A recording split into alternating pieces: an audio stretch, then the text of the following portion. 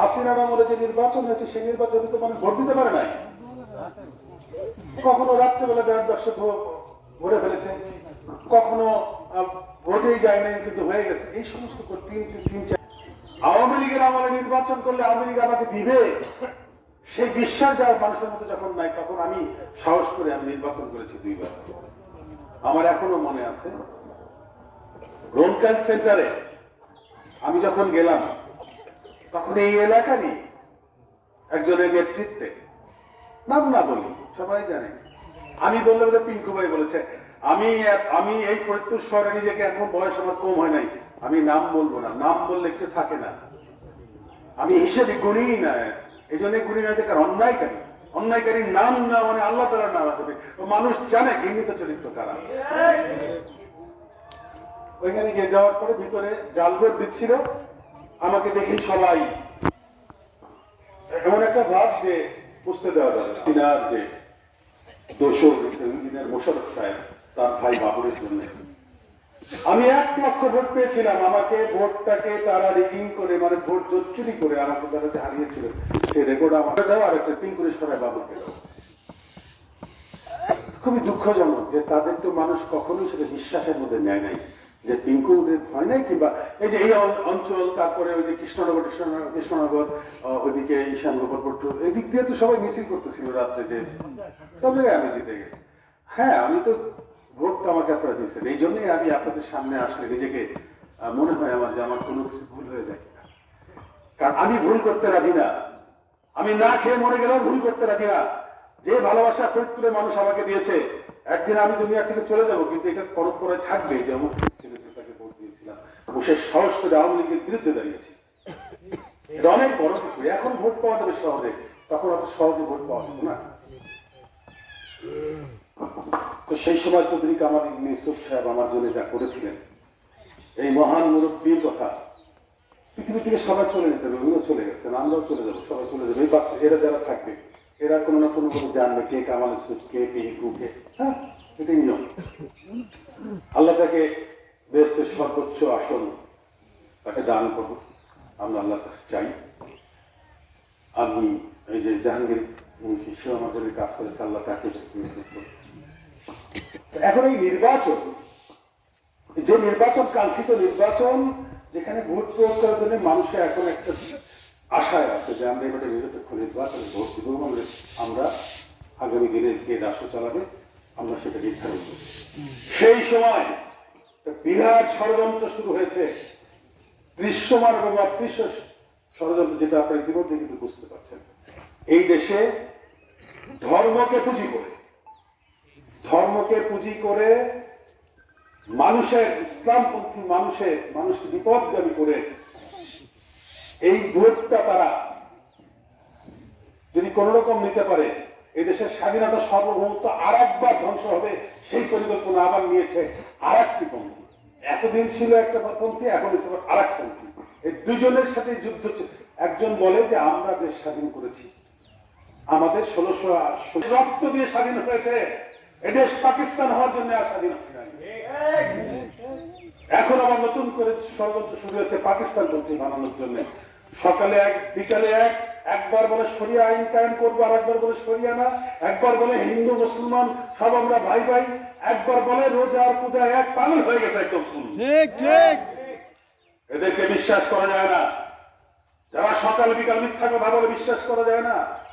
এরা এই ক্ষমতা আসার জন্য গত 50 বছর পরিকল্পিত ভাবে তারপরে তারা এই ডিজাইন করে, যেটা মেটিকুলাস ডিজাইন।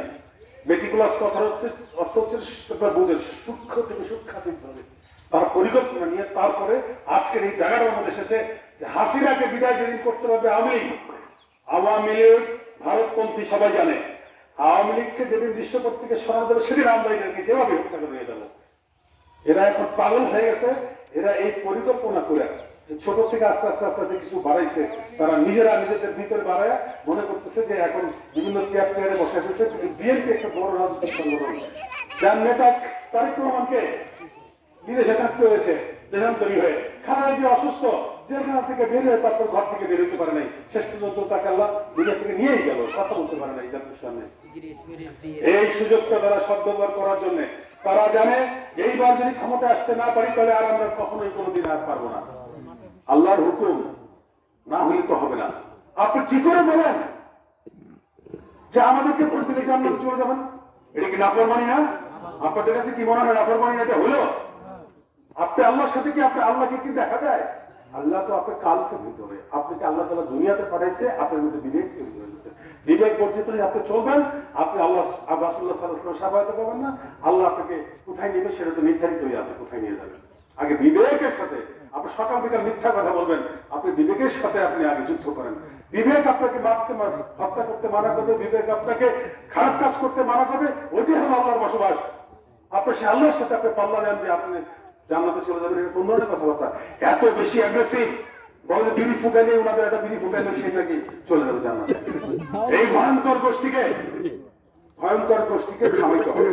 ফরিদপুরে খাওয়া নাই, ফরিদপুরে চৌধুরী কামাল ইউসুফ সাহেবের পরিবারের বাইরে কোনো খাওয়া নাই। আমি মনোনয়ন চাইতে পারি, এটা আই হ্যাভ রাইট, আমি রাজনীতি করে চাইতে পারি। দল আমাকে দিলে আপনাদের কাছে আসতাম ভোট চাওয়ার জন্য, নায়েব ইউসুফকে নিয়ে আসতাম, উনি আমার জন্য ভোট চাইতেন। নায়েব ইউসুফকে কিছু যোগ্য হিসেবে দিছে, চৌধুরী কামাল ইউসুফকে সম্মান করে দিয়েছে। এখানে আমরা সেলুট দিই তারিক রহমান সাহেবকে এবং পুরো দলকে যে আপনারা সঠিক সিদ্ধান্ত নিয়েছেন। না হলে চৌধুরী কামাল ইউসুফ সাহেবের আত্মা কষ্ট পেতে পারে, যে দল তিনি তৈরি করে দিয়ে গেছেন। হ্যাঁ, নায়েব ইউসুফ কিভাবে কাজ করবে সেটা দেখার বিষয় সামনে। উনি যদি ভালো করতে পারে তাহলে মানুষের মন জয় করতে পারবে, ভালো না করতে পারলে তো সেক্ষেত্রে তো কারো কোনো দায় নাই। কে কাজ করতে পারবে তাকেই মানুষ ভালোবাসবে, যে অন্যায় করবে তারা ভালোবাসবে না। আমরা জানি যে ওই রক্ত অবশ্যই চেষ্টা করবে ভালো কিছু করার জন্য ফরিদপুরকে। এবং আপনাদের কাছে বলি, কথা যেহেতু অল্প নামাজে যাবেন, এই ভয়ঙ্কর গোষ্ঠীটাকে কোনো কথায় আপনারা ভুলেন না। এরা দেখছেন নিজেরা কিন্তু যুদ্ধ বিগ্রহে জড়াইছে, নিজেদের মধ্যে কিন্তু যুদ্ধ শুরু করেছে। অর্থাৎ এরা ক্ষমতায় গেলে আর কারো কথাই শুনবে না, পরিষ্কার সকলের সাথে মতো পড়া দেবে, বলবে যে এই দেশে একমাত্র জিয়াউর রহমান কিন্তু এদেশের মানুষের কাছে অন্তরের মধ্যে গেঁথে আছে জিয়ার নামটা। কেন? জিয়াউর রহমান তার একটা আদর্শ দিয়ে গিয়েছিল, সেই আদর্শটা হচ্ছে বাংলাদেশের জাতীয়তাবাদ।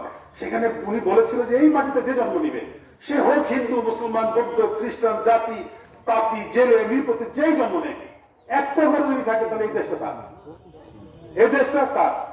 তাহলে কি হলো যে এই দেশ বিএনপির কাছে এই দেশ নিরাপদ, সব জাতিদের বলে নিবে। আপনি পারবেন এই দেশে ক্ষমতায় আপনি আসতে আইসা আপনি হিন্দুদেরকে লক্ষ্য করে এখানে দিলে ওদেরকে কেউ নিবে? ওদের কেন নিবে? কেউ নিবে না। এখন রাজনৈতিক কারণে দু চার যারা আশ্রয় দিয়ে নিবে না, তাহলে ওদের এই মাটিতে জন্ম নিয়ে কেন অপরাধ করলো?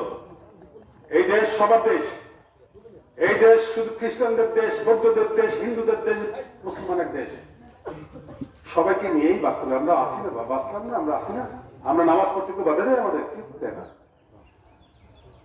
আমরাও কারোর জন্য কোন ধর্মের জন্য আমরাও ট্রেন পাবো না, যার যার মধ্যে যার যার ধর্ম সে পালন করবে। এই তৈরিতে এদেশের প্রেক্ষাপট, দেশের মাটি তৈরি হয়েছিল একটি সর্বজনীন, সব ধর্মের জন্য মানুষের মিলে যাচ্ছে, যুদ্ধ করেছে এখন পর্যন্ত। বরঞ্চ আপনারা যারা আজকে সাজানি শুরু করেছেন, তারা 1971 সালে দেশের রাজাকারের ভূমিকা ছিলেন। এই দেশটা তৈরি হোক তাই আপনারা চান নাই। সুতরাং এদেরকে খুব বিষাক্তদের কথা মনে আনা যাবে না। এরা খুব ভয়ঙ্কর। এরা নিজেরা যে যুদ্ধ বিগ্রহে জড়িয়েছে, ইসলামী শাসনতন্ত্র যেটা, সেখানে চরমোনাই বের হয়ে গেছে। কেন? চরমোনাই বলেছে যে ওনাকে বলা হয়েছিল যে আমরা হয়ে গেছে এদেশের 51% মানুষ হচ্ছে মহিলা, নারী, তারা নারী নির্দেশী, তাদেরকে ঘর থেকে বের হতে দিবে না। এখন বলতেছে যে তাদের জন্য কিছু না কিছু করবে না, তারা কোনোভাবে তাদেরকে ঘর থেকে বের হতে দিবে না। এই দেশটা সবাই মিলে করতে হবে। এই দেশ রাজনৈতিক কারণে 50 বছর পিছিয়ে গেছে পৃথিবী থেকে। এটাকে যদি দাঁড় করাইতে হয় তাহলে পজিটিভ পলিটিক্স করতে হবে। সেখানে নেগেটিভ করলে ওই মহিলার যদি এত ইয়ে না পান, হেল্প না পান, সাহায্য না পান, আপনি এই দেশটা করতে পারবেন না। একটা ভয়ঙ্কর এবং রিস্কি জায়গায় আমরা যেতে চাই না। আমরা দেখা গেল যে আমরা ভুল করলাম, তারপরে আমরা বললাম যে হায় আল্লাহ কি করছি, এটা করা যাবে না। না খেয়ে মরতে হবে, দেশ শেষ করতে জঙ্গি রাষ্ট্র বানায় ফেলবে ভারত আমাদেরকে। আমাদের পাকিস্তান সব ফকিন্নি জাতি, আমরা শিক্ষিত হতে পারি নাই তো, আমাদেরকে সে সুযোগ আমাদেরই নিতে হবে, আমাদেরই করতে হবে। এই সমস্ত উল্টা পাল্টা রাজনীতির কথাই ভুলে আমরা যদি এই দেশটাকে যদি পাকিস্তানিদের কাছে আবার দিয়ে দিই, ওরা প্রথমেই তার কাছে খালেদা জিয়া বলছে যে বিদেশে আমাদের কোনো প্রভু নাই, বন্ধু থাকতে পারে, খাবার দাবারের চাহিদা টাইগা অনুযায়ী ব্যবসা বাণিজ্যের মধ্যে দিয়ে তো চলে। তো পাকিস্তান থেকে তো আনা যায় না করে ভাই, পাকিস্তান থেকে আমরা কোনো কিছু আনতে পারি না। তো আমাদের এখন গড়ে তোলা থেকে আমরা রাজনীতির মধ্যে দিয়ে বন্ধুত্ব থাকে পাকিস্তানের সাথে, বন্ধুত্ব থাকে ভারতের সাথে, বন্ধুত্ব থাকে সবার সাথে, আমরা যতটুকু পারবো তাদেরকে দিব, দেশের স্বাধীনতার আমরা কি করবো। সুতরাং আমাদের টাইম হয়ে গেছে, আপনারা সবাই প্রস্তুতি নেন। আগামী এই ত্রয়োদশ নির্বাচন আমাদের সামনে, ইনশাল্লাহ বহুত ষড়যন্ত্র হচ্ছে যাতে নির্বাচন না হয়, এবং এইটা ওরাই করছে, লেবাসদারিরাই কিন্তু করছে। তাদের কথা হলো ক্ষমতা যাইতে হবে, আমরা যদি ক্ষমতা যাইতে না পারি নির্বাচন হবে না, কত বড় খারাপ কথা।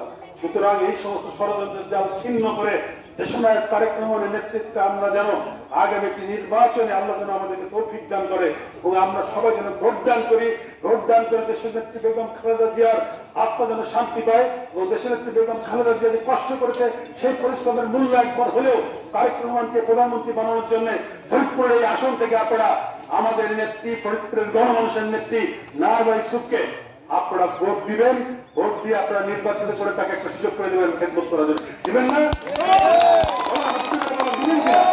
আলহামদুলিল্লাহ, এই যে আপনারা হাতটা করলেন, এখানে 90% মানুষ হচ্ছে এই এলাকার, আপনারা কাজ করলে এই এলাকায় ওইটাই। সবাই ভালো থাকবেন। বাংলাদেশ জিন্দাবাদ, বাংলাদেশ জাতীয়তাবাদী দল জিন্দাবাদ, ধানের শীষ জিন্দাবাদ, চৌধুরী কামাল ইসলাম জিন্দাবাদ, শহীদ রাষ্ট্রপতি জিয়াউর রহমান জিন্দাবাদ, তারেক রহমান জিন্দাবাদ, নায়েব ইউসুফ জিন্দাবাদ। সবাইকে ধন্যবাদ।